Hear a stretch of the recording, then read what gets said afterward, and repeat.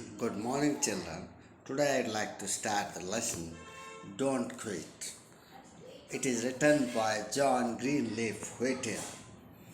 He was born in 1807 and died in 1892. He is an American poet and advocate for the abolition of slavery of USA. Frequently, he was listed as one of the fireside poets. He was mostly influenced by the Scottish poet Robert Burns.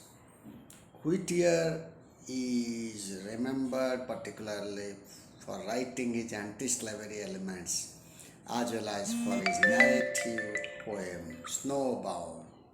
Now, let us discuss this poem Don't Quit. Here, the poet tells us that life has full of problems.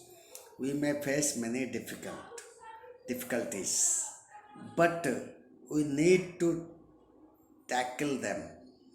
However, we choose not to make an effort to solve them with zeal, interest, strength, and resolve.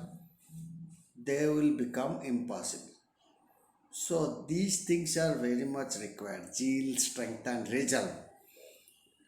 It is for this reason the poet asks us to keep on trying till you succeed. He advises us not to quit because the things may go worse if you give up. He stresses that our life has many twists and turns. We need to learn from them from the different stages of life. When we strive hard, we are able to come out as a winner.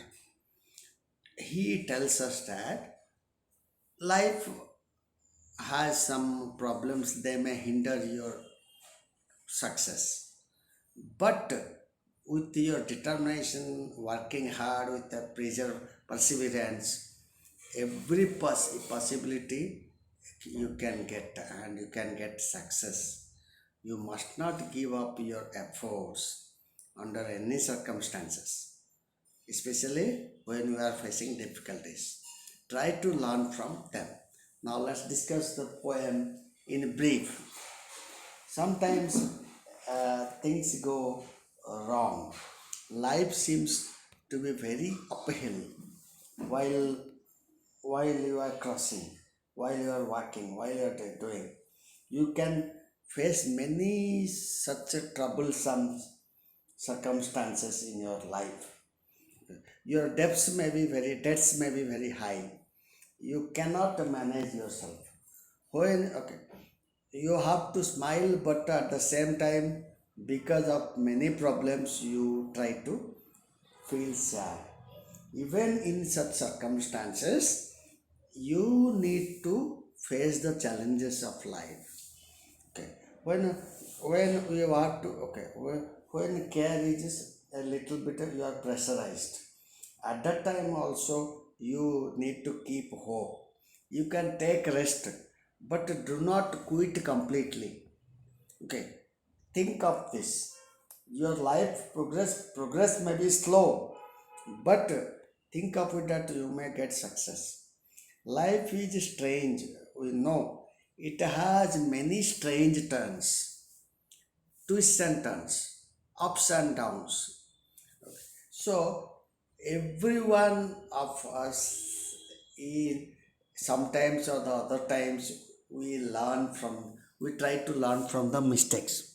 Then only life, something you can get.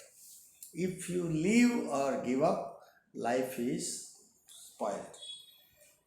And many failures turn about. Okay, you might be the winner, but you became a loser. But you should not lose hope. One day you will become the winner. Do not you do not try to give up anything, though your success rate is very slow. Okay. You may not succeed in one blow, You may not succeed in two blow. At least at the tenth time you may get. So do not be hopeless. Success is nothing but the opposite of failure. Turn inside out of failure. There are in a success there are a lot of hurdles like silver tint of clouds of doubts, and you cannot say how much close you are towards the success. It may be nearer or maybe farther. Success one day it may knock at your door. So, so people, according to the poet, he gives a message to people: stick to your struggling. The poet says, stick to your struggling and make sure that you are making the hardest hit. Okay.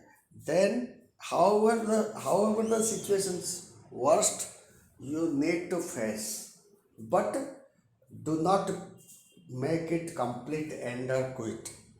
Okay, then only your success is sure. Now let's come to figures of speech of this poem. Firstly, we'll discuss alliteration. Alliteration means initial consonant sounds or letters are repeated in a line. Example here highlighted was when and wrong. Here W and W are repeated. Next comes to fourth line, smile and sigh. S, consonant letter S is repeated twice, more than one time. You may find out also in this lesson in other stanzas some alliterations are there. Now let's move to oxymoron. Oxymoron is nothing but in a line two opposite statements or opposite words are described. Here example, smile and sigh. They are two opposites. Sigh means sadness. Okay. Near and afar. Both are quite opposites. So let's move to anaphora. Anaphora means initial lines, means stanzas initial lines starting words are repeated, maybe first, second, third lines one word is repeated in the beginning. It is called anaphora. In this poem, first three lines when is repeated thrice, so it is called anaphora. Next comes to metaphor. Metaphor is indirect simile or indirectly comparison, or you can say like Sachin in the field without like or as is given. You are Sachin in the field. She is the Mithali Raj. The camel is the ship of the desert. So nothing but they are mentioned indirectly. The silver tint in the clouds of doubt means it is compared to silver tints in the clouds of doubt. It's a metaphor. Next comes repetition. One word is repeated in the middle so many times. Maybe it is not the beginning words, maybe middle words. Okay. You is repeated 4 or 5 times or 6 times. It is called repetition. So let's come to rhyming scheme. Rhyming scheme here is AA, BB, CC. Here AA means first two lines will and uphill. That's similar. High and sigh are similar. BB. Bit and quit, they are similar. CC. So they are rhyming schemes. Next comes to rhyming words. Rhyming words means they at the end they give similar sounds. Will uphill, high sigh, bit quit. So these are similar sounds. Thank you for watching this video.